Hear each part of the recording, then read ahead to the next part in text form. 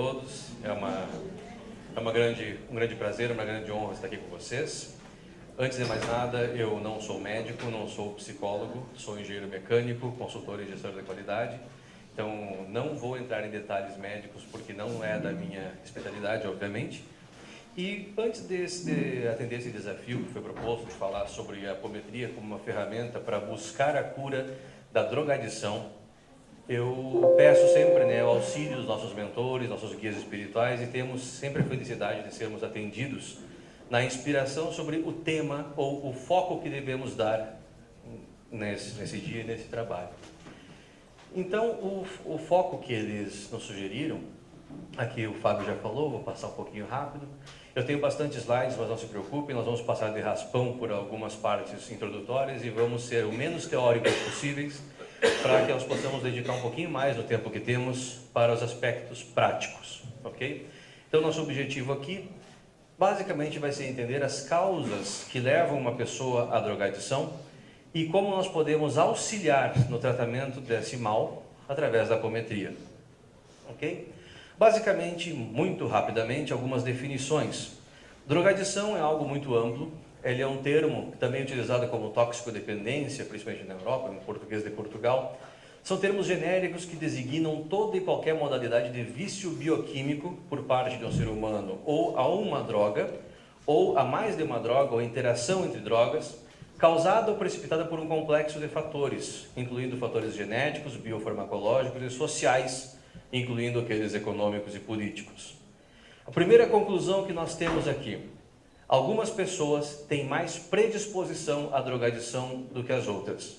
Não existem duas pessoas, pelo que os nossos amigos espirituais, nós temos aprendido e nos têm ensinado, não existem duas pessoas com a mesma resposta ao mesmo complexo de drogas. Cada um tem a sua história, tem sua motivação, tem as suas dores, seus temores, enfim. Cada pessoa vai ter uma predisposição maior ou menor à drogadição. Infelizmente, hoje na nossa humanidade, nós não dispomos de testes acessíveis a toda a humanidade para que possa dizer: Ricardo, você pode usar uma droguinha com moderação que não vai dar nada. Ou Ricardo, você não pode nem passar perto que você vai acordar um monstro da drogadição. Então, infelizmente, a única maneira de descobrir se uma pessoa tem ou não uma grande predisposição é provando a droga. O que nos leva à segunda conclusão: esteja tão longe das drogas quanto você puder.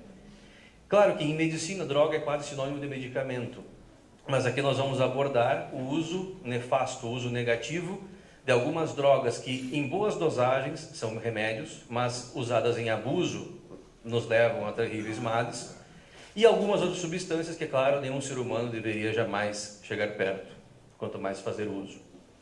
A drogadição ela engloba algumas definições como dependência, dependência química, dependência de tóxicos, farmacodependência, dipsomania, que é o nome chique do alcoolismo, e a toxicomania.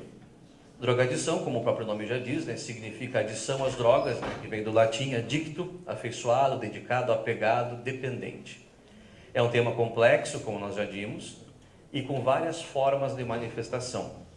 Em termos mais simples, como um dos nossos amigos espirituais que nos tem auxiliado nos trabalhos desse tema, nos diz, é a troca da sua felicidade por uma alegria artificial provocada por algo que cabe na palma da sua mão ou dentro de uma garrafa.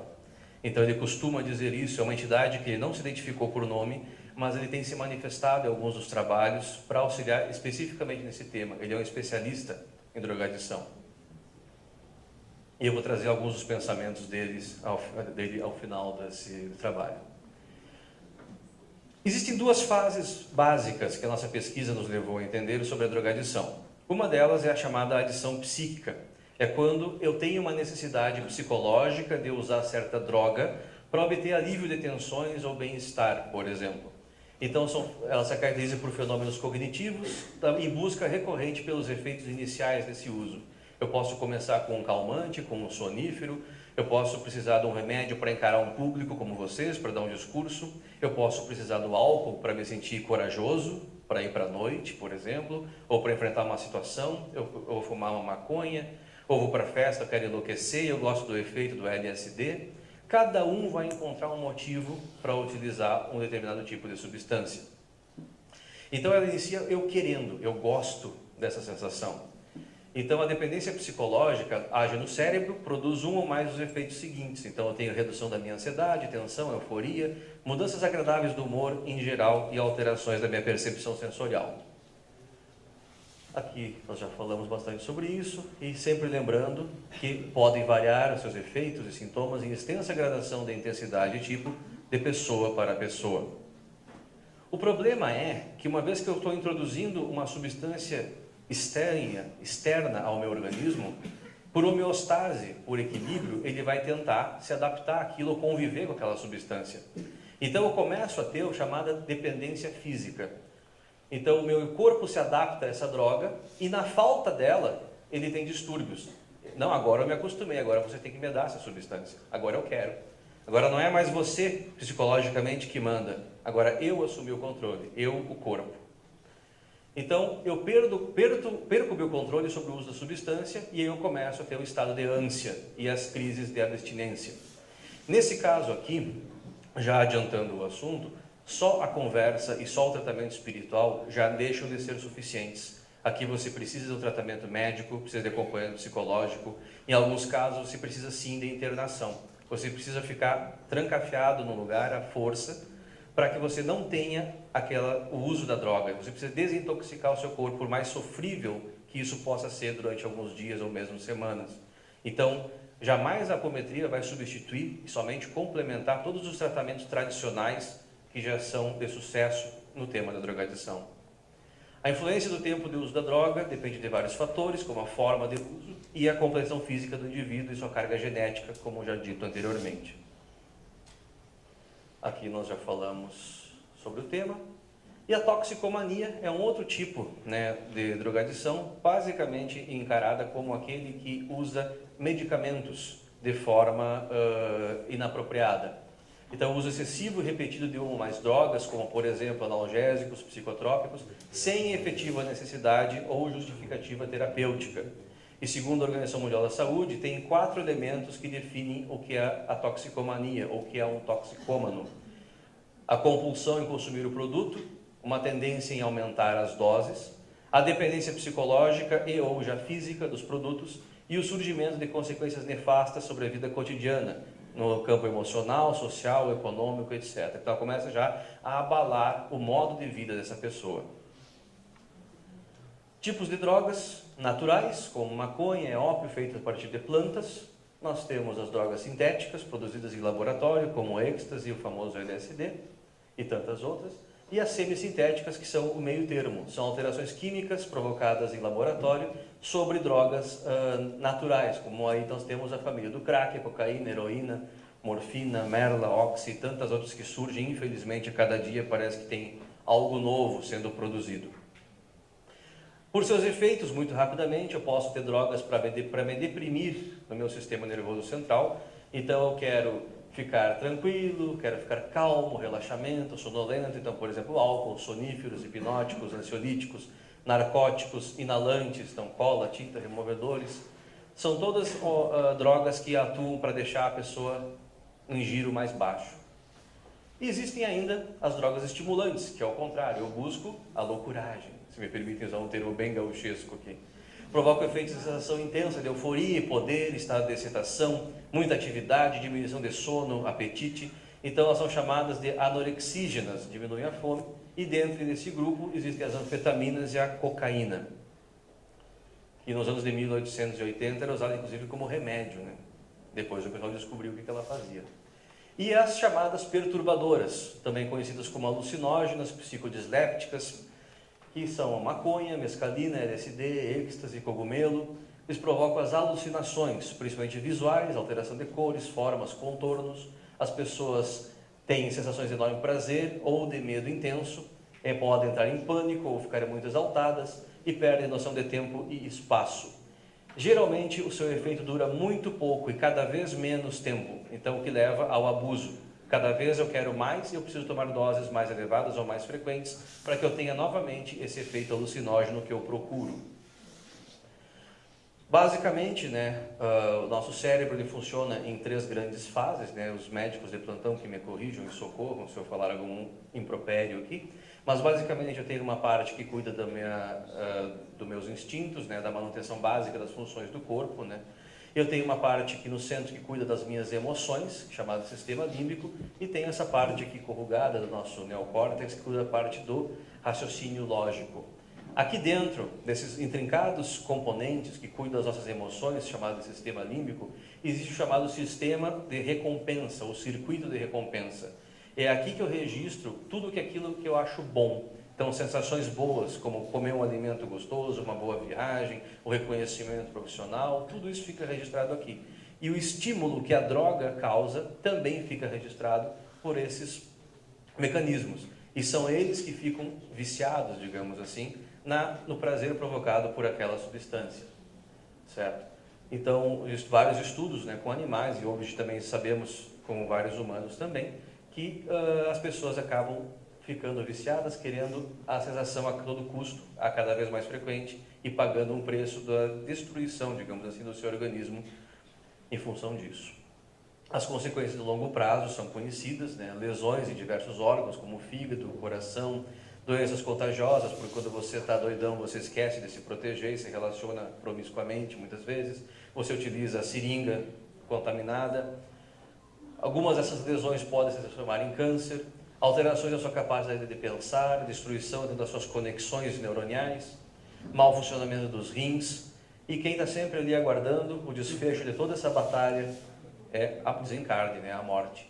Então você pode morrer dolorosamente pela progressão dos males afetados nos seus órgãos, ou você pode morrer de forma um pouco mais rápida, num acidente provocado pela droga, por uma overdose, ou enfim, coisas do gênero.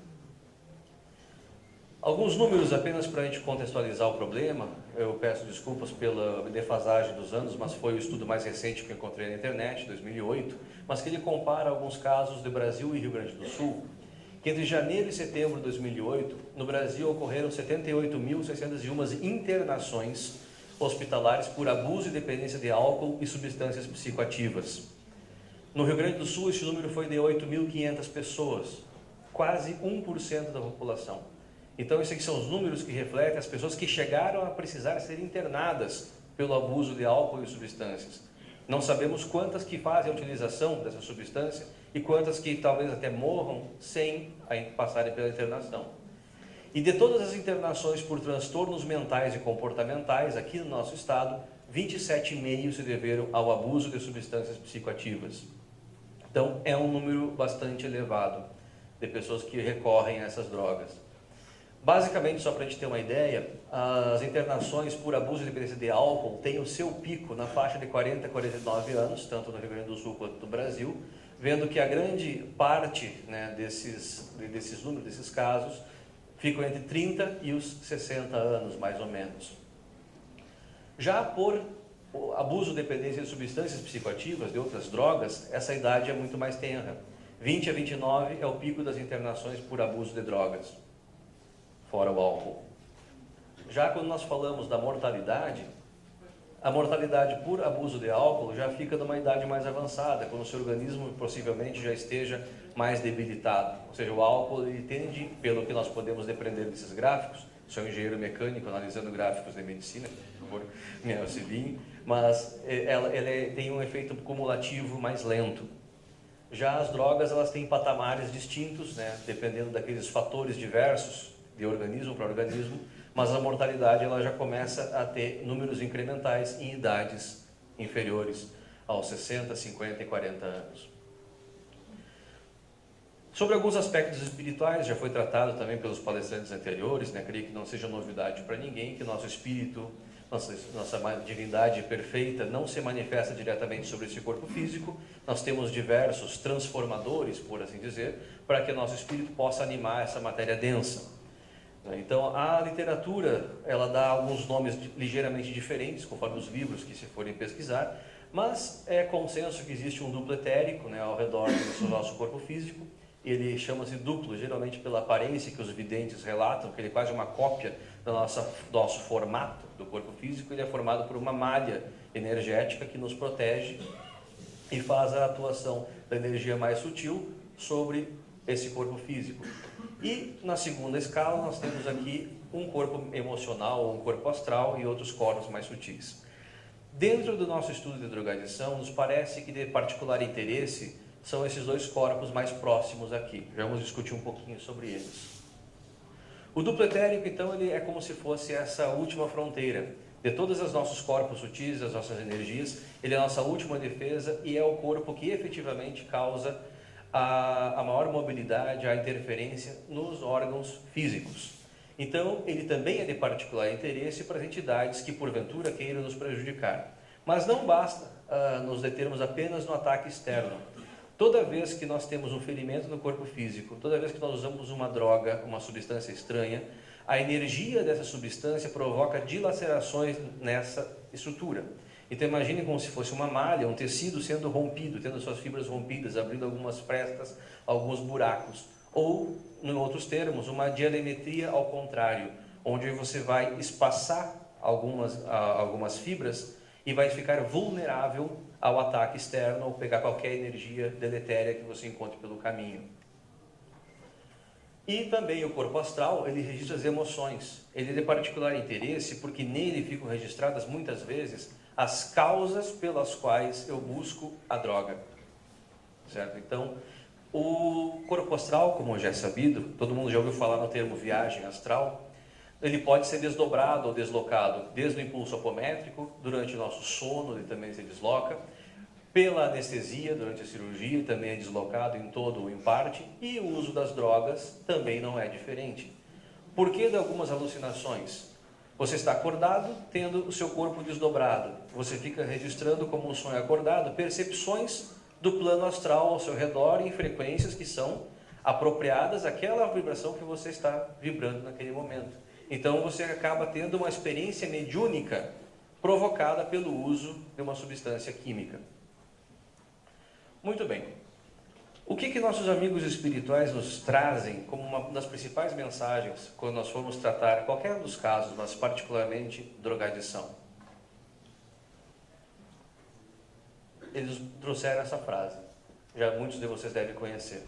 Para quem só sabe usar martelo, todo problema é um prego. Nós não podemos jamais tratar da mesma forma todas as pessoas que vêm aqui se queixando de alcoolismo ou de drogadição. Ah, vou te dar a mesma receita de bolo, sempre. Você não vai obter o mesmo resultado. Cada indivíduo é diferente, cada pessoa tem seu histórico e tem seu porquê ter chegado ali. E eu vou trazer mais adiante alguns exemplos de pedaços de casos para ilustrar essa diversidade que chega até a nossa casa e as casas de vocês também, com certeza. Nós temos um problema com motivações diversas. Pegando uma pilha de papeizinhos com nomes de pessoas, porque nossa casa, nos 7 grupos, nós atendemos tanto presencialmente quanto à distância. Alguns grupos em tratamento misto, alguns exclusivamente à distância, mas os efeitos são basicamente os mesmos durante a terapêutica. Mas pegando alguns nomes, alguns casos ao longo do tempo, vocês vão ver que cada caso tem uma causa diferente. Uns se viciam numa substância química porque estão insatisfeitos com a vida que levam. Porque isso ainda é muito amplo. Vamos explicitar um pouquinho melhor. Outros buscam uma droga por incapacidade de lidar com as provas da vida. Até há pouco o senhor James estava comentando das programações que nós temos para essa encarnação. Então tudo aquilo que nós mesmos nos planejamos para passar aqui em função dos nossos débitos. Só que a gente chega aqui nesse corpo de carne, nós esquecemos de quem nós somos em essência e do que nós viemos fazer aqui. E não, meu Deus, é muito pesado, é muito difícil, eu não consigo. Não dá. Então alguns deprimem, outros desenvolvem outras doenças e outros ainda buscam o auxílio de uma substância externa. Outros se drogam por relacionamento passional, ou porque eu não acho que ninguém que preste, não consigo ninguém, ou porque eu não estou satisfeito com a pessoa que está do meu lado, ou porque a pessoa que está do meu lado, ou estava do meu lado, me abandonou, ou porque nada dá certo na minha vida dessa maneira. Então, relacionamento passional também leva a pessoa a afogar as mágoas, é um termo já bastante conhecido. Problemas financeiros, incompatibilidade de gênio com pai ou mãe, também ocorre incompatibilidade de gênio com filhos. Meu filho não está seguindo um caminho que eu gostaria, não estou satisfeito com o jeito que a minha filha está procedendo, mas está sendo mais comum jovens ou até jovens adultos buscarem a droga por não aceitarem o jeito que o pai ou a mãe são, ou isso ou aquilo, dominadores, ou grossos, ou enfim. Obsessão complexa, com a ajuda de aparelhos, com magos negros, também leva pessoas à drogadição, por motivos de vingança, ou por motivos que aquela pessoa não deva exercer a função na luz que ela veio para exercer. Nós vamos destruir essa pessoa antes que ela tenha a chance de atrapalhar nossos planos. Existem casos desses também. Também existem casos de obsessão simples, onde a pessoa, por qualquer um desses problemas aqui, ela começa a buscar o álcool, a droga, e ela vai automaticamente, por sintonia vibratória, atraindo companheiros de ideal, por assim dizer, ao longo do caminho, né? E vai ficando cada vez mais obsedada. Magia, trabalho feito, demanda, diferente de obsessão complexa, com o uso dos quiumbas, das entidades em estado deplorável, também fazem a pessoa se intensificar na sua vida de drogadição. E assim por diante. Mas a grande causa raiz de tudo isso aqui é a incessante busca por uma nova personalidade. Por que eu busco sensações que uma substância pode me trazer? Porque eu não tenho essas sensações no meu dia a dia. Eu não estou feliz com quem eu sou, com onde eu estou. Por isso eu preciso de algo a mais. E a droga, ou o álcool, não escolhe classe social, não escolhe dinheiro. Isso aqui acontece no mais pobre, no mais vulnerável, como acontece com o rico, com o famoso. Quando eu estou num palco, falando, me apresentando, cantando, interpretando um papel numa peça teatral, ou no cinema, ou na novela, eu sou alguém que eu não sou na vida real de quatro paredes. Eu sou poderoso, eu sou desejado, eu sou cobiçado, eu estalo os dedos e muitas pessoas correm aos meus pés. E quando eu volto para minha casa, eu não tenho isso. Eu me vicio em atenção, em poder. Outras situações, eu vivi uma vida no passado com muito dinheiro, onde eu fiz péssimo uso desse dinheiro. E nessa vida eu venho com uma vida mais modesta, mas algo dentro de mim me diz que eu não estou satisfeito com isso. E eu busco sempre mais e a vida parece que fecha as portas para mim. Nada dá certo e eu não aceito essas limitações, não aceito essa pobreza. São diversos casos que levam a pessoa a esse estado de insatisfação com quem ela é e buscando sempre aparentar ou viver sensações de alguém que ela gostaria de ser. Nesse caso, nesse quadro, nós temos a seguinte situação. A pessoa se enfia dentro de uma caixa de quatro paredes, ela cria o seu mundo ideal. E dentro desse mundo ideal, ela vive a sua fantasia. E quanto mais ela é forçada a encarar a realidade, mais insatisfeita ela fica e ela procura um subterfúgio cada vez maior. E uma mensagem que veio nessa quinta-feira agora, foi por esse slide de ontem à noite, a pedido do nosso amigo espiritual. Quando a pessoa cria um mundo para si, ela cria suas regras. Se vive dentro daquelas quatro paredes e não se abre para a realidade, quando algo contraria os seus princípios, o que vem à tona? A irritabilidade, a angústia e o ódio nessa progressão. E quando não se admite os resultados das próprias escolhas, busca-se bengalas, culpados, etc. Então sempre é o outro, sempre é o sistema, é o meu emprego, é a economia, é o meu pai, é a minha mãe. Sempre são os outros. Não sou eu que fiz escolhas erradas nessa ou em outra vida. E eu busco às vezes, como bengala, não só a desculpa, mas também a droga. E nós não podemos esquecer daquilo que eu particularmente considero a próxima fronteira, já começando a ser desbravada, mas ainda muito incipiente, creio eu, de muitos de nós, a questão das subpersonalidades e personalidades múltiplas. Isso aqui é um assunto para lá de complexo. Eu creio até que daria para fazer um outro encontro da UGEA só sobre esse tema, e ainda seria pouco. Isso aqui é uma constante, mas nós ainda estamos tateando. Muitas vezes nós sabemos que existe uma manifestação por incorporação numa mesa, diante de determinado caso, mas a gente não sabe muitas vezes, é o astral, é uma subpersonalidade, é personagem múltipla, quem é que está incorporado aqui? Eu sei que é ele que está ali falando, porque eu identifiquei algumas características, ou algum vidente pode ter visto que é a composição, usando ele como cobaia aqui. Mas muitas vezes nós não temos ainda essa certeza de quem dessas grandes personalidades aqui que nós temos, que está se manifestando. Aí nesse caso nós temos a chamada auto-obsessão ou pseudo-obsessão, que é quando uma parte da minha psique me obsedia a mim mesmo e faz com que eu fique insatisfeito com quem eu sou.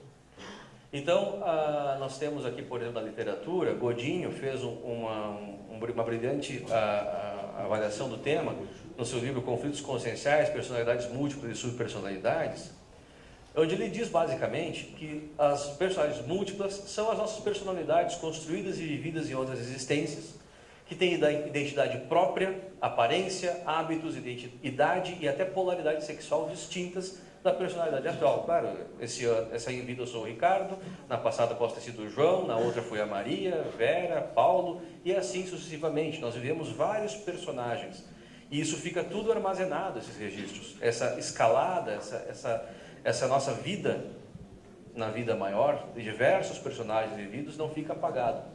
E por vezes eles podem se manifestar quando nós temos um problema ainda a ser trabalhado. Então muitas vezes essas personalidades elas surgem por um tempo de existência que pode ser de dias, meses, anos ou séculos, dependendo do tempo que leva para trabalhar o problema que elas estão tentando responder. E nós temos também subpersonalidades, que têm sua gênese deflagrada por algum evento ou estímulo desencadeador qualquer, geralmente no plano da consciência e da existência física. Pode ocorrer por uma provocação, uma contrariedade, uma frustração, um desejo não satisfeito, por um ataque, descomentamento, humilhação, medo, etc. Cada vez que eu tenho um elemento forte, um acontecimento forte na minha vida, parte da minha psique, parte do meu corpo astral, talvez, ou mental inferior, pode se dissociar. É como um duplo de mim saindo aqui com aquela personalidade da vida passada, ou aquele lado que não posso lado de mim chamado lado sombra. Eu tenho o Ricardo que vem na casa espírita, que fala, que trabalha, que tenta fazer o seu melhor, mas de repente tem o Ricardo irritadiço, que bate o pé, que xinga, que exige do outro. Tem o Ricardo que é avarento, tem o Ricardo que gosta do dinheiro, tem o Ricardo que pode gostar de passar a perna dos outros, tirar vantagem. Então tem vários Ricardos possíveis.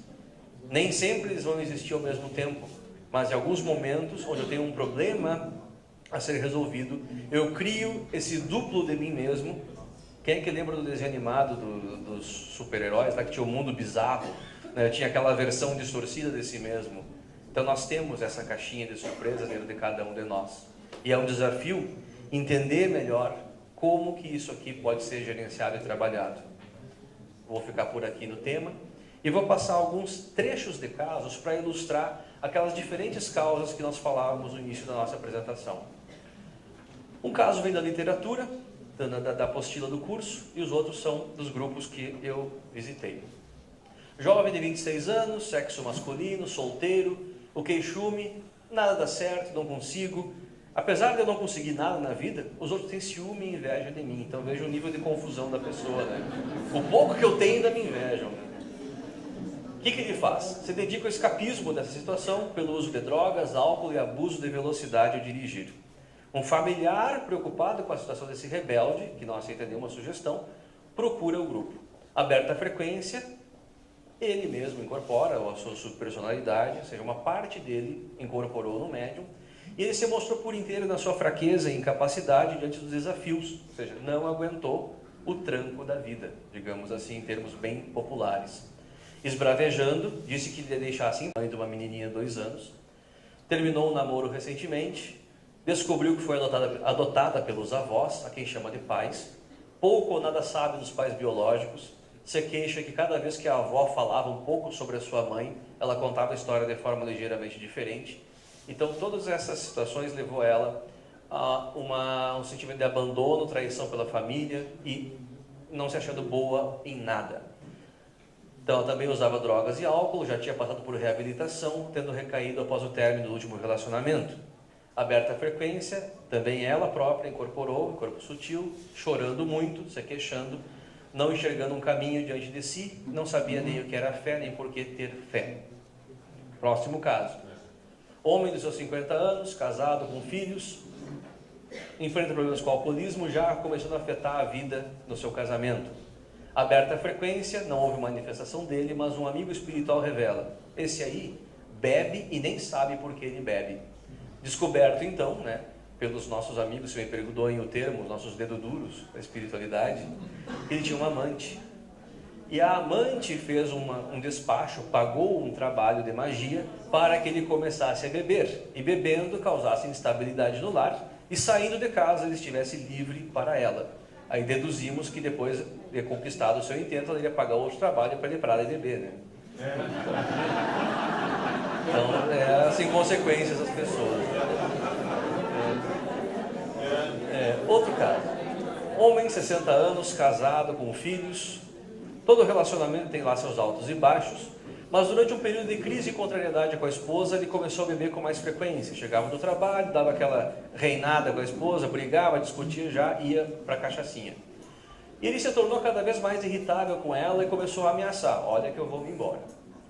Aberta a frequência, que foi solicitada por um familiar, manifesta-se quem? Sua esposa de uma vida anterior em Portugal por volta de 1800, com quem ele foi feliz.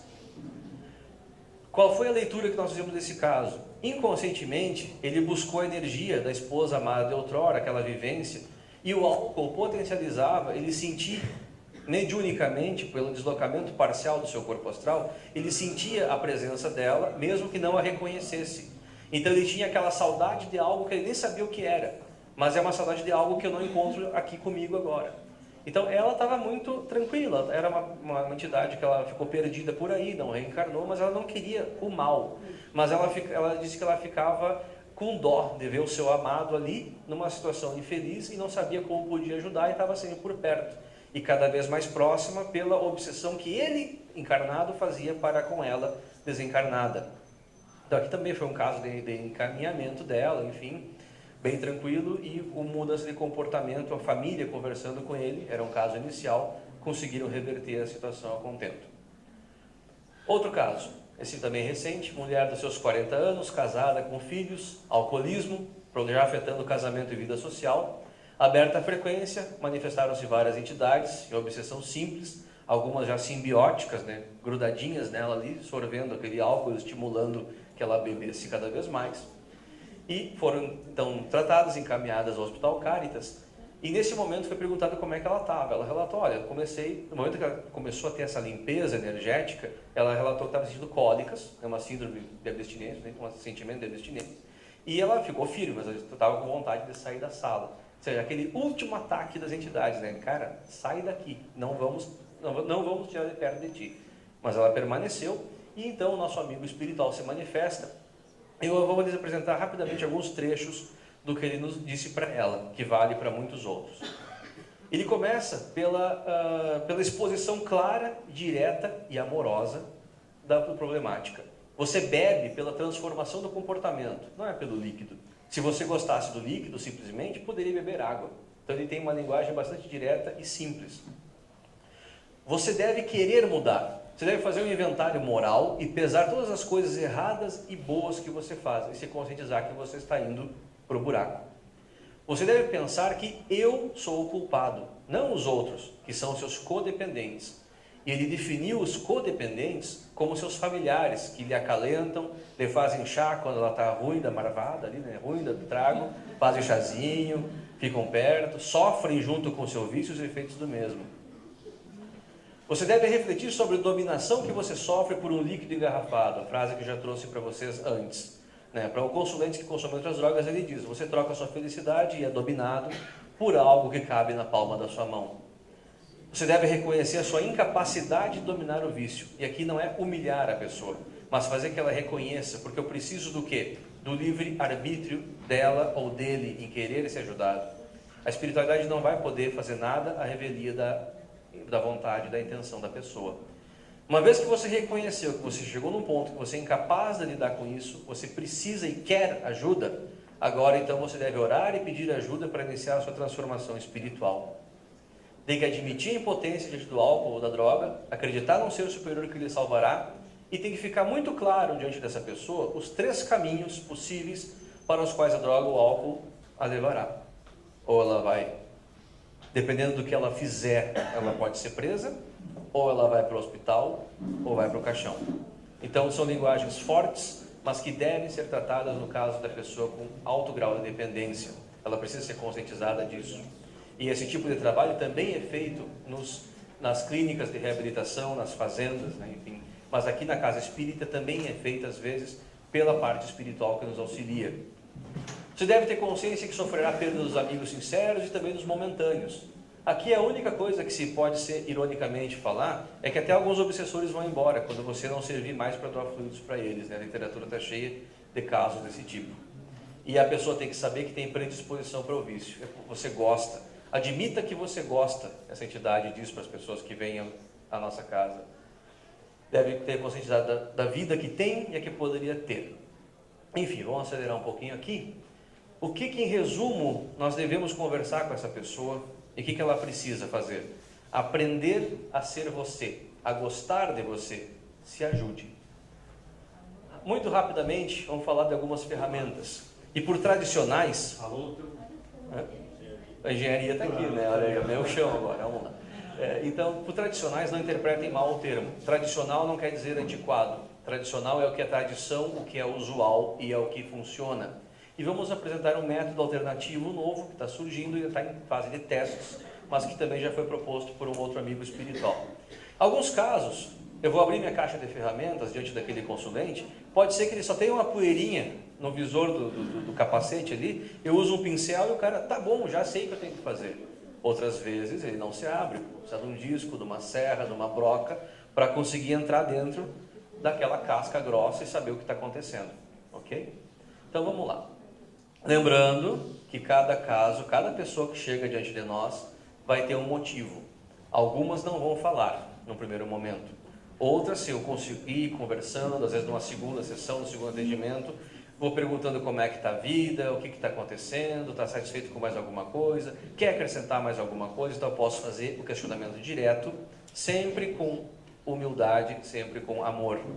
Quando é à distância, muitas vezes nós temos o auxílio dos bem-amados amigos espirituais que nos vêm e dizem o que está acontecendo com a pessoa.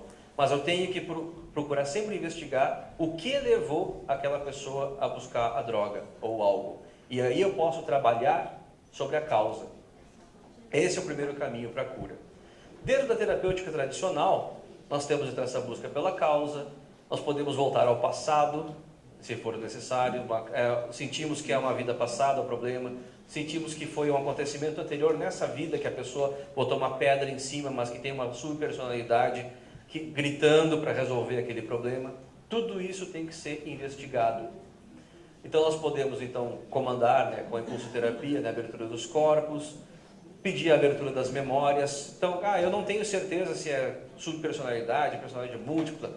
Você vai desenvolvendo isso com o tempo, com o estudo. Todos nós estamos sempre aprendendo sobre isso. É um campo, como eu disse, né, é bastante difícil, é bastante novo.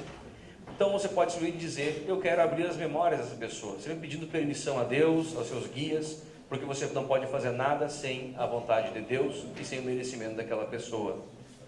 Muitas vezes, uma vez que eu cheguei na causa, ela tem um medo, ela foi abandonada nessa, em outra vida, ela tem aquela vivência que ela foi má numa outra vida e agora ela tem medo de voltar a ser o que ela era. Qual seja a causa que apareça, nós podemos, em alguns casos mais graves, solicitar o apagamento dessa memória, ou o abafamento retirar o uso desse arquivo que nós trouxemos, esse kit de arquivos, né, para utilizar nessa encarnação. A gente pode dar uma abafada nisso, para que a pessoa não tenha aquele pensamento recorrente, porque está ali prejudicando a sua evolução.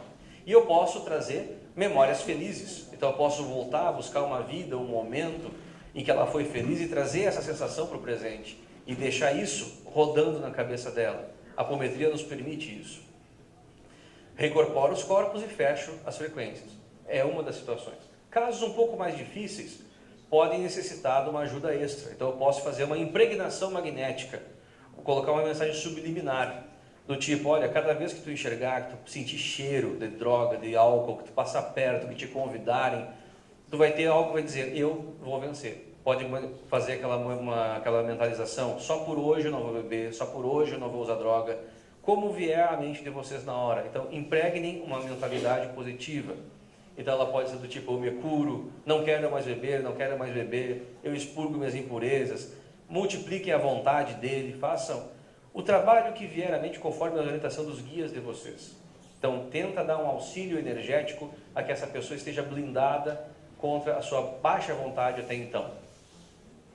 Outra situação, essa é mais drástica. Se me permitem uma comparação um pouquinho, talvez inapropriada, mas Vamos dizer que eu tenho o problema de obesidade e eu posso talvez tentar reduzir meu peso por regime, ou por outros motivos pode ser que eu não consiga. E eu vou chegar a uma situação radical de uma intervenção bariátrica, uma cirurgia ou um procedimento que vai de alguma forma reduzir a minha capacidade de ingerir alimento. Na apometria também existe uma técnica que ela é radical nesse sentido. Então a pessoa ela quer mudar, mas ela gosta muito da droga, ela tem uma dependência já física bastante grande, ela vai precisar passar por tratamentos alternativos no plano físico, mas como é que nós podemos auxiliá-la? Então eu posso pedir ao plano espiritual que coloque um aparelho, ou um organizador floral, ou alguma coisa do gênero, conforme a orientação de cada linha de trabalho de cada casa, a nível de aparelho digestivo, que essa pessoa tenha uma reação como náusea ou até vômitos. Essa é uma técnica que ela é bastante questionada. Vários dirigentes de casas com quem eu já tive a oportunidade de conversar, alguns apoiam, alguns aprovam o uso limitado e outros não querem nem saber dessa técnica. Então não existe nesse ponto, se me permitem concluir assim, certo ou errado. Existe o que é adequado a cada situação e aquilo que vocês forem sentindo diante da situação conforme a orientação que cada casa tenha, cada grupo tenha. Mas nesse caso, então pode-se pedir que sejam formados os aparelhos, posicionados, ativados, fecha as memórias, pede a proteção da coluna espiritual, encaminha a pessoa desdobrada, pede que durante o sono dessa pessoa, durante aquela noite, ela seja encaminhada ao hospital para tratamento, retornando com energias renovadas ao final do ciclo, no dia seguinte. Funciona isso aqui em todos os casos? Não. Muitas vezes, se você tem um trabalho de obsessão complexa, você coloca o aparelho hoje, amanhã o pessoal tirou o aparelho. Então, por isso que é muito importante que você entenda qual é a causa que levou a pessoa a beber ou usar droga. Então, as técnicas são várias, estão à nossa disposição. Eu creio que muitos dos senhores e senhoras já receberam outras intuições, inclusive dos seus guias. Existem outras canalizações diferentes do que a gente está apresentando aqui, mas cada uma é adaptada para um ou mais tipos de causas, mas provavelmente não para todas. Para ir para o nosso encerramento, já estou no tempo quase estourado, acredito eu. Uma outra técnica também é levar essa pessoa em desdobramento astral até o Rio Nilo ou até um outro local sagrado da sua preferência, da sua formação, e fazer essa pessoa ou fazer uma ablução, né, mergulhar nessa água para ser limpa no seu corpo energético, beber essa água do Nilo, também ajuda nesse desdobramento. Então é uma das técnicas que nos foi passada também há algum tempo atrás.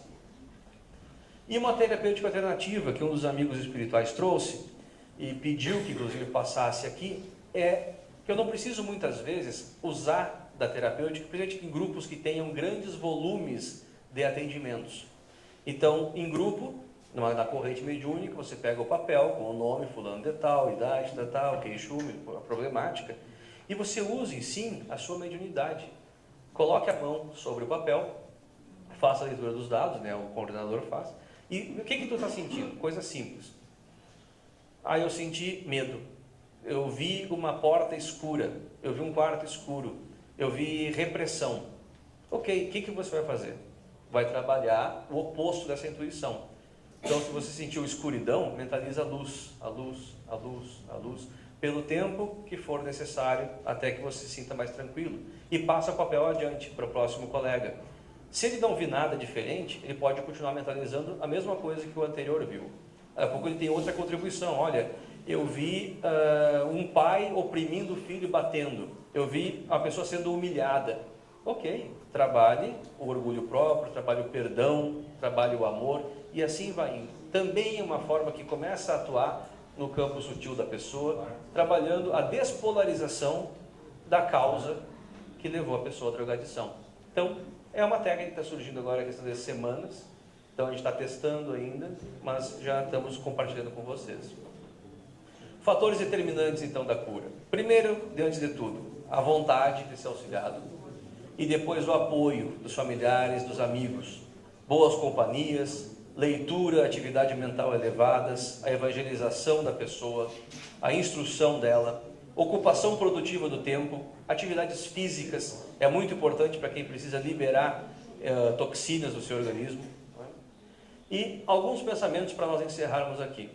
Para algumas pessoas, essas entidades que têm nos auxiliado, digam, independente de Ninguém tira remédio físico, não interpretem mal isso aqui. Eu vou lhe dar mais um remédio, e o seu remédio entra pelo ouvido.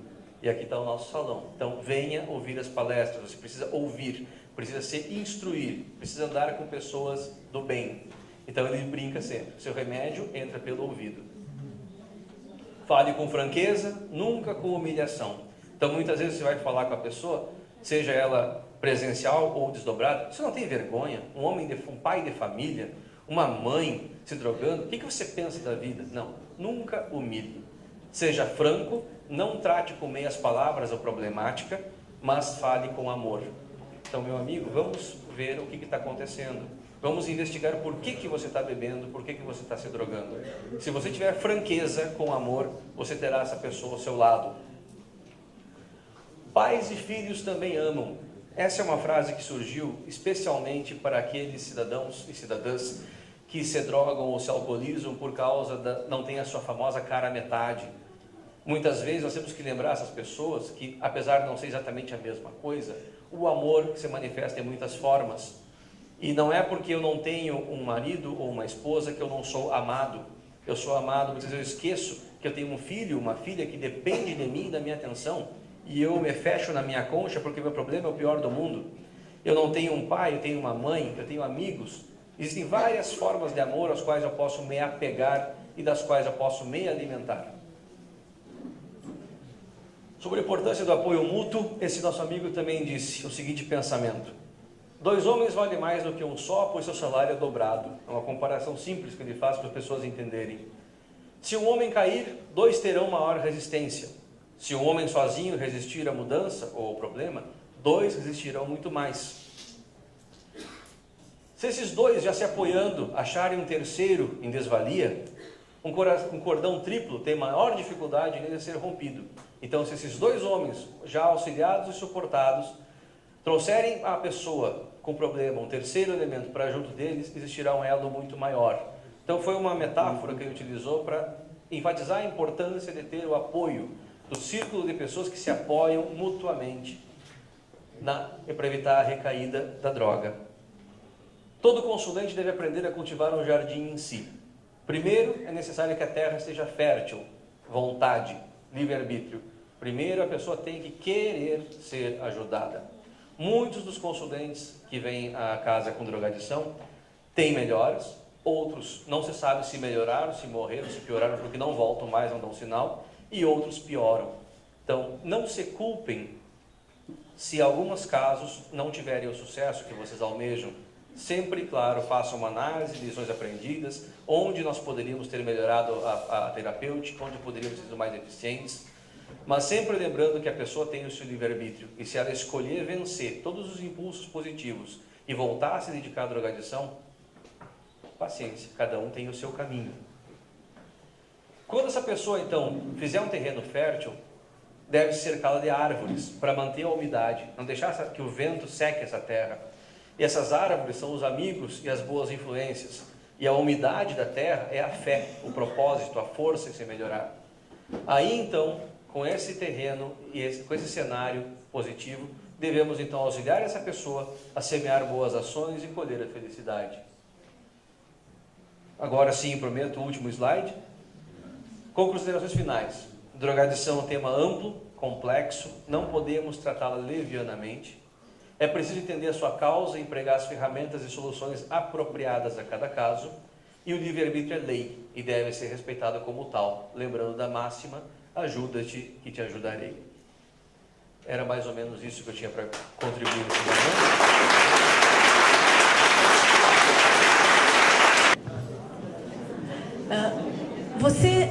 O seu grupo teria tabulado algum caso em que foi aplicada aquela técnica, semelhante à técnica dos obsessores, de introdução de um aparelho que faça com que a pessoa tenha aquele desconforto?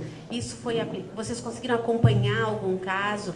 Porque eu também acredito que toda situação é uma situação e que, embora aquela seja uma técnica utilizada pelos obsessores, vá saber em alguma situação, né, em que a pessoa realmente, para não colocar, perder toda uma encarnação, não seria a solução. Existe alguma coisa documentada sobre isso? Vocês têm tabulado algo?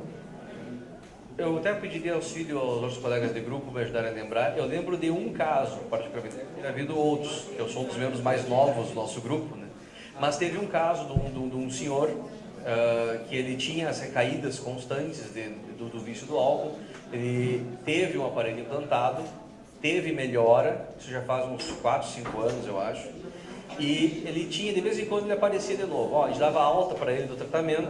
Então, o senhor siga agora a sua caminhada com passe, com reiki, fluidoterapia, venha assistir a palestra, faça o culto do Evangelho do Lar. E se o senhor sentir necessidade, o senhor volte. Dava uns 2, 3 meses, ele aparecia de novo. Ah, eu bebi de novo, eu briguei com a mulher, eu saí do emprego, seja lá o que fosse o motivo, ele tinha uma recaída. E ele, quando bebia, não sabia beber socialmente, ele metia o pé na jaca mesmo. Aí era reforçado, muitas vezes, o aparelho, e ele desaparecia por algum tempo. Eu acho que ele teve uns 2 retornos, assim, de passar uns 2, 3 meses. E depois não soubemos mais notícia.